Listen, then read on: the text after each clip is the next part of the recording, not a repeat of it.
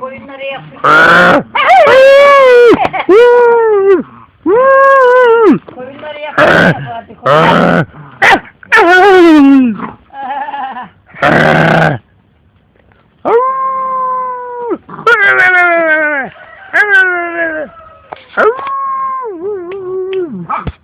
Konuşuyorum yapılar sana.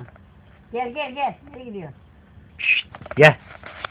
Ah yavrum. Vallahi anlıyorlar laftan. Laftan anlıyor bunlar ya. Bu da çakıyor oynasınlar.